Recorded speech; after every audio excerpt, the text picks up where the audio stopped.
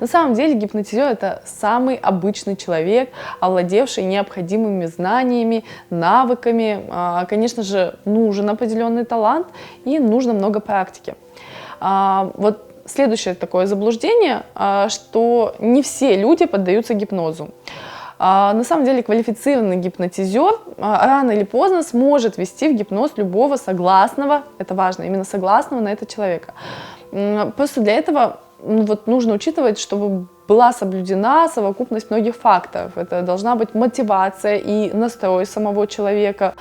Кто-то думает, что гипноз опасен для здоровья. Это миф. Нет, гипноз не опасен для здоровья. Гипнотическое состояние — это состояние некой гармонии, расслабленности. На самом деле в течение дня человек неоднократно впадает в состояние кратковременного транса. Таким образом, психика сама себя защищает от перегруза.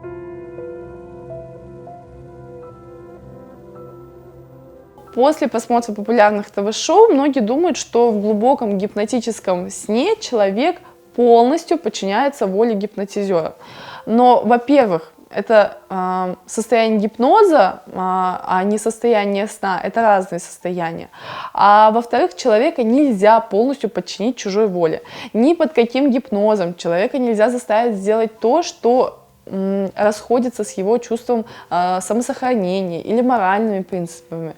Есть постгипнотическое внушение, оно вполне возможно, вероятно, встречается, но оно работает тогда, когда задание будет как можно менее причудливым. Да? То есть, например, через час после окончания сеанса подойти на книжную полку, взять, открыть на той странице, которую сказали, и почитать вслух отрывок. Пожалуйста.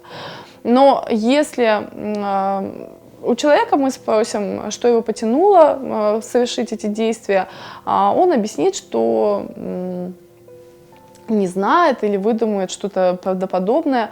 А вот если вы скажете человеку залезть под стол, прокукарекать 3 раза, и даже идеально гипнабельный испытуемый, скорее всего, признается, что это дурацкая мысль, только что пришла ему в голову, но он ее отбросил, и поэтому ничего он и не выполнил.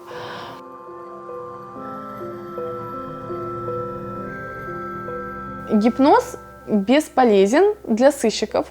Попытки получить под гипнозом какую-то ценную информацию, показания от подозреваемых в преступлениях приводили к тому, что подследственный выдумывал то, что, как ему казалось, хочет от него услышать гипнотизер или следствие, и продолжал настаивать на своей невиновности. А при настойчивых требованиях признания начинал биться в истерическом припадке. В большинстве стран, в том числе в России, такие методы ведения следствия запрещены. Время от времени юристы снова и снова пытаются с помощью гипноза помочь свидетелям вспомнить какие-то забытые детали, но при этом никогда неизвестно, вспомнил человек их на самом деле или просто вообразил. В любом случае можно получить только какую-то оперативную информацию, но юридической силы показания, полученные в любом измененном состоянии сознания, не имеют силы.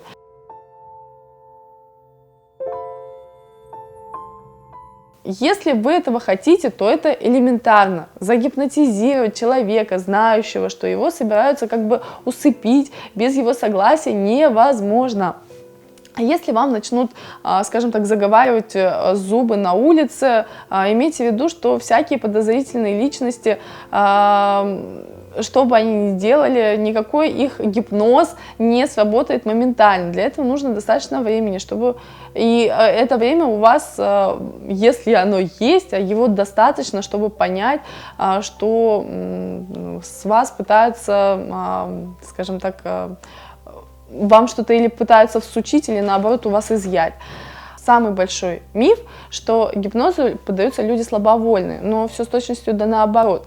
Воля – это способность человека целенаправленно концентрироваться на выполнении конкретных задач. Поэтому волевые люди могут заставить себя быстро расслабиться, сконцентрироваться на словах гипнотизера и войти в нужное состояние гипноза.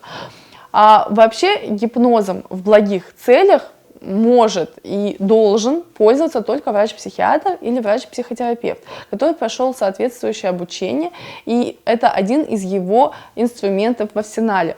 Ошибочно полагать, что можно полностью вылечиться только гипнозом от любого какого-то психического расстройства. Да? Это опять же про магическое мышление или про волшебные таблетки, когда что-то работает само по себе и от вас требует минимального участия. Если относиться к гипнозу как к инструменту, который может эффективно использовать специалист, который облегчает его работу, то можно действительно добиться поразительных эффектов за более короткие сроки.